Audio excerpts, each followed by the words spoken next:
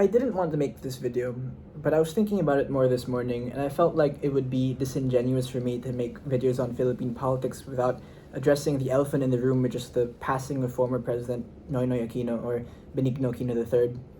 He passed away a couple of days ago at the very young age of 61. And for those who are outside of the Philippines who are not so aware of who he is, he was the president right before Rodrigo Duterte, our current president. He was president from 2010 to 2016, and he, as a figure, as a political figure, is very known as like one of the children of two of the most important figures of Philippine politics over the past 100 years. His father, Ninoy Aquino, and his mother, Corazon Aquino. And so he was the offspring, the child of these very, very big, important, influential figures in our history. And so preceding his run for election in 2010, his mother had passed away, and so how the narrative is usually presented from all sides, I think, can agree on this, is that he didn't seem to have any ambitions on assuming the presidency, but after the death of his mother, I don't know exactly if he was forced by his political party, if it was his family, if he felt the personal volition to do so out of, his own kind of desires. But one of the common descriptions that I think most people would agree with his presidency was that he was very reluctant to assume presidency. And he eventually ran for presidency and won by a sizable margin in 2010. I think second place may have been former President Erap or Joseph Estrada. And so, he again was president from 2010 to 2016. Now, the reason why I felt a bit hesitant about talking about his legacy, about whether or not he was a good Philippine president, as many people are talking about right now on social media, is because I genuinely, the genuine reason for it is because I feel like I'm very ignorant about his presidency. I feel like I don't really know that much about the specificities of the policies he was enacting, what were successful, what were not, how he was perceived throughout the country, all over the country, how his different projects were, influenced different parts of the country. I don't quite know which of his policies were continued or stopped during the Duterte administration. I don't quite know, all these things. And especially when you talk about like policies for presidents, what is sometimes underemphasized is that most of the benefits or the negative effects of it are more concretely felt in the aftermath of the presidency. So sometimes it's very difficult when I can say, for example, you have an economic policy that you enact in this time. It can take several years, even a decade or so, for you to see the concrete effects and how it changed, developed political life. And so because of how recent it was and all that stuff, and because I personally am not as well versed on recent Philippine history, recent Philippine politics, it was difficult for me to really have like a concrete stance on this. Although, I guess it hasn't really stopped many other people from having them, and perhaps they're just more knowledgeable than I am about this, which is very likely, because again, I wasn't really reading a lot about what was going on in the time. Noynoy Aquino was president during my teenage years. The entirety of my teenage years, he was president. And, I think one of the difficulties with assessing whether a Philippine president is good or not is the time in which that question is being discussed. I think that depending on the political climate that you are in, certain narratives are stronger than others or are more evident than others. That makes it difficult to really abstract yourself or to remove yourself from that situation. So for example, I'll give an example. Is when I was Noynoy Aquino became president when I was 13 or 14. I was 14 years old, I would say. Yeah, 14. And so I remember very vividly the death of his mother, Cory Aquino, and I remember during the entirety of my teenage years, I was in school, when Cory Aquino died, there was a lot of discussion about her legacy, and into her son's administration, people were talking about it very fervently. But I remember in the context of the educational system I was in the school I was in the high school I was in the classes I was taking in school, what was presented to me in reference to the Aquino administration, or the Cory Aquino's presidency, was that it was the epitome of Philippine history. It was like this climax where there was a minor climax with the Katipunan, and the major climax was People Power in 1986-87. And there's a strengthening of the image of Cory Aquino as the saintly motherly figure who guided the Philippines away from totalitarianism into democracy, and is therefore I remember when I was in school, it would be sort of like in bad taste to criticize Cory Aquino, for example, or to say anything really negative about the administration during the time of Aquino's administration, and it felt like things like this, right? So depending on the time in which you were in and talking about the situation, the ways that the shading of the presidency that you are discussing can be very variably debated, or certain arguments would be stronger or have more of a push than others.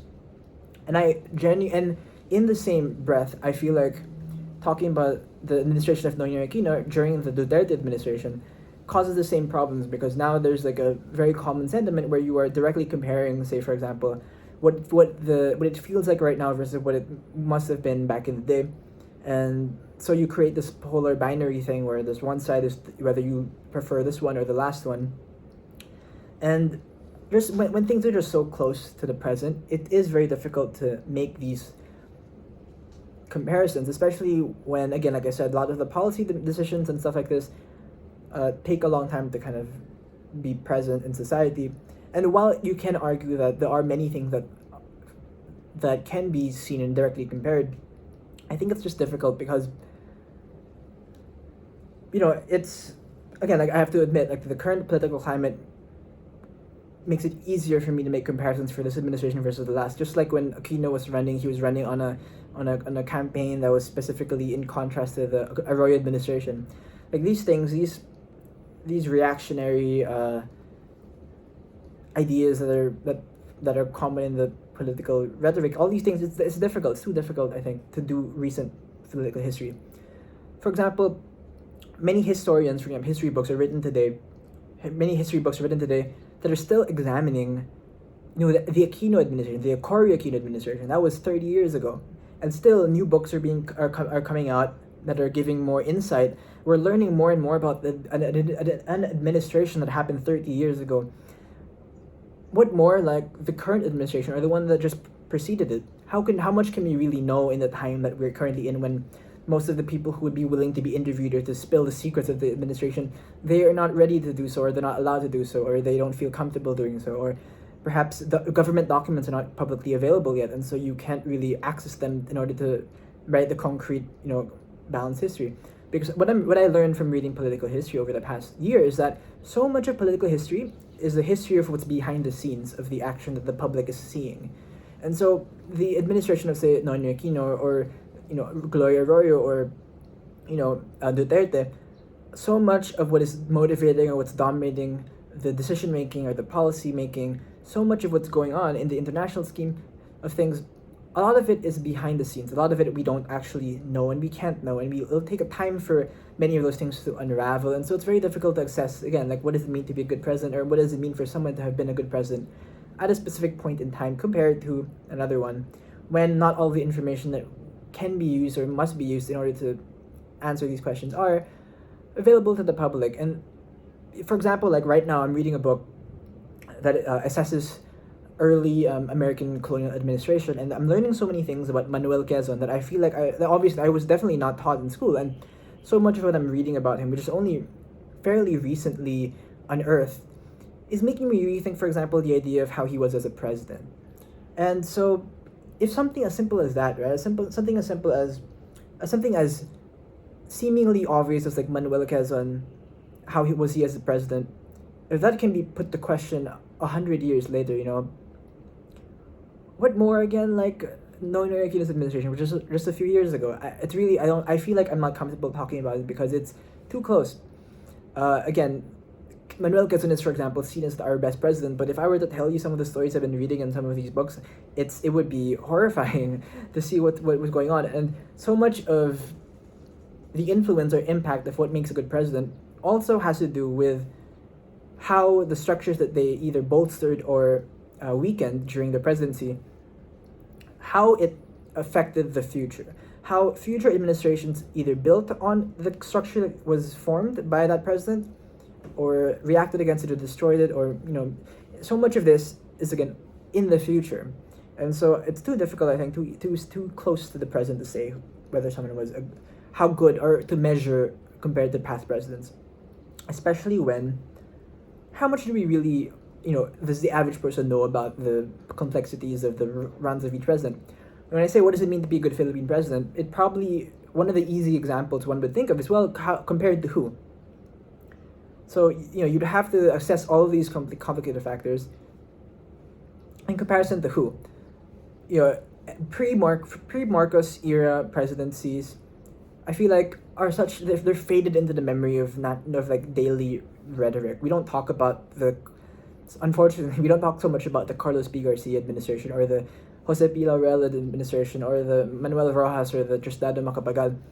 Some of this stuff, occasionally seeps into news articles when it's their anniversary or something, but we don't actually talk about them very much, so we don't really know as much about the complexities of how they ruled, the structures that they set in place, what legal and illegal things they did in order to bolster their power or to increase their hold in society, and eventually what policies of theirs were able to put us in a good direction, or a better direction than it was before they came into the scene. Again, all of this stuff is it eventually unfolds, but it takes a lot of time, unfortunately, because of this limited amount of information that we see, and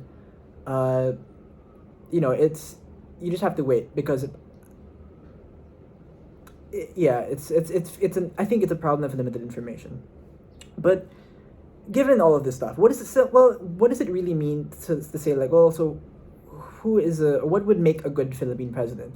Because even if I say, for example, it's quite difficult to assess recent presidents, it's still an important question to ask with regards to looking forward in terms of knowing who you want to make president, who you want to vote for president. It's an essential question that I think will hopefully be resolved more fully over the next several months. But in a brief sense, what would make a good Philippine president would be for them to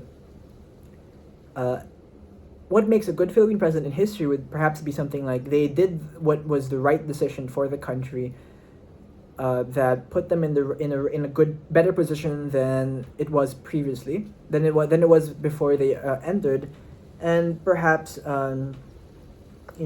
made the right. There are like certain pivot points, and certain presidents have certain policies that they were doing more, had more focus on than others, and if that policy turns out being the right one, which we see over time, then that would probably mean that person was a good president for that issue. A good president overall is more difficult. So the thing is, like, when we're looking at, say, who you want to vote for as president, you'd want to think, well, I want to vote for someone who will make a good president. But a lot of it ends up happening in the time of the presidency itself. It's in the day-to-day decision making. It's the idea of like wanting to vote for someone, wanting someone to be the president, someone who I can trust will do the right thing for the country, given the limited amount of resources that they have. But even within that structure, they could still make mistakes. And mistakes often, derail the perception of a presidency. So again, it's a very complicated issue. I hope I haven't been too confusing.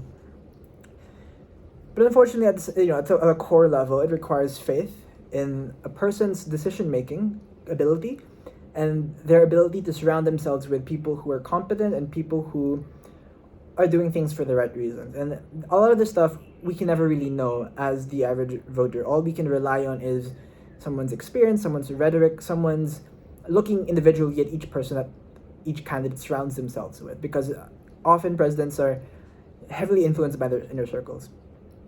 All this stuff is, again, quite difficult to answer, and I apologize for the non-answer with this video, but it's a very complex question that I think needs to be thought about, but at the same time, we can't be too overtaken by whether or not X was a better president and why, or whether X was the best president since why, because it's talking about it is mere rhetoric. You can't answer the question, and therefore you're really just exchanging, masturbatory arguments that cannot be fully resolved. And unfortunately, rest in peace, noynoy Aquino, but it seems inevitable that his image will be a big factor in the upcoming 2022 presidential elections, and his image will be used in some way in order to present an ideal kind of leader that we will see. We will see what happens. I guess. Run out of time, unfortunately.